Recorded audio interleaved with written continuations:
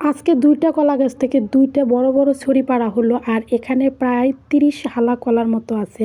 আর আমাদের বাড়িতে এই বাংলা কলাগুলা কেউ একদমই খাইতে চায় না। যদিও খাওয়া হয় হালকা পাতলা একটু করে খাওয়া হয়, বাকি কেউ এগুলো কলা মুখেও নিতে চায় না। যতবারে আমাদের বাড়িতে এই কলার ছড়িগুলা পাকে প্রতিবারই কিন্তু এই কলাগুলা হয় বিক্রি করা হয়, আর নয়তো গরুকে খাওয়ানো হয়। মানুষ কিন্তু একদমই খায় না। আগে তো শুধুমাত্র আমি একটু খাইতাম, আর ইদানিং কেন জানি একদমই পছন্দ লাগে না এই কলাটা।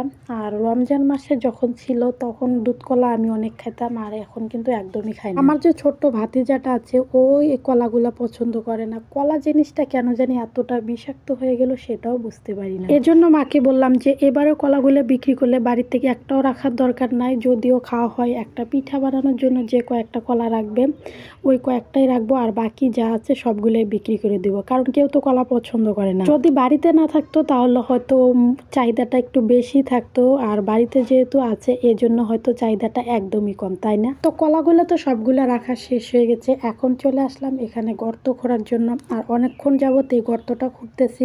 মানে আমি কোদাল দিয়ে তেমন একটা গর্ত খুঁড়তে পারি না, তবুও যতটুকু পারতেছি চেষ্টা করতেছি। আর এই গর্তটা কেন খোঁড়া হচ্ছে, এটাতে কি রাখা হবে সেটা আপনাদেরকে অন্য একটা ভিডিওতে দেখাবো, কিন্তু আজকে এটাতে দেখানো হবে না। আমি আসলে কোদাল দিয়ে মাটি কোপাকুপির কাজ একটু কমই পারি, তেমন একটা পারি না। আর এই মেয়েদের তুলনায় কিন্তু কোপাকুপির কাজগুলো ছেলেরাই বেশি করতে পারে। কিছুক্ষণ মাটি কোপানোর পর মনে হয় যে শরীরে আর কোনো ধরনের এনার্জি নাই, এত পরিমাণে শরীরটা দুর্বল হয়ে যায়। তবে কোনো কাজে ছোট না, প্রত্যেকটা কাজকে সম্মান করা উচিত, সেটা মেয়ে মানুষ করুক বা ছেলে মানুষ করুক, আমি এটা মনে করি। আর যে কোনো কাজের ক্ষেত্রে কখনো লজ্জা শরম করতে নেই। আমি যতটুকু পারি আমি বাড়িতে করি, আর আমার দ্বারা যতটুকু সম্ভব হয় আমি চেষ্টা করি করার জন্য। আর আজকের গর্তটা কিন্তু একবারে মানে বাঁশের জঙ্গলের ভিতরে করতেছি, আর এখানে কিছু একটা রাখার জন্যই মূলত এই গর্তটা খোঁড়া হচ্ছে।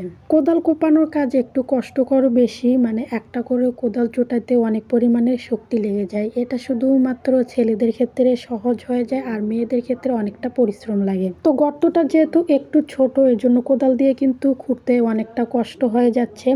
আর মাঝখান দিয়ে খুন্তি দিয়ে মাটিটা তুলে তুলে তারপর কোদাল দিয়ে উপরে তোলা হচ্ছে। তো আমি বেশ কিছুক্ষণ কোদাল দিয়ে খোঁড়ার পরে এখন আবার খন্তা নিয়ে আসলাম, আর এটা দিয়ে এখন আবার কিছুটা গর্ত করতে হবে। যতটুকু পরিমাণ গর্তের সাইজ লাগবে ওই পরিমাণ গর্তই খুঁড়বো। এটা আসছিল কিন্তু মা করার জন্য, কিন্তু মা কিন্তু এটা কোনোভাবেও করতে পারবে না, এজন্য আমি করতেছি। আমার মা যেহেতু একটু বয়স হয়েছে, তেমন মাটি খোঁড়াখুড়ির কাজ একদমই করতে পারে না। আর আমরা যেহেতু এখনো ইয়ং আছি এই জন্য আমি খোঁড়াখুড়ির কাজটা করতেছি। গত বছর এমন দিনে মা কিন্তু পড়ে গিয়ে মেরুদণ্ডতে আঘাত পাইছিল। এরপর থেকে মা ভারী কাজ তেমন একটা করতে পারে না, আর যখন খুব বেশি ভারী কাজগুলো সেগুলো আমাদেরকেই করতে হয়। তবে কোনো সমস্যা না, একজন করলেই কিন্তু কাজটা হয়ে যায়।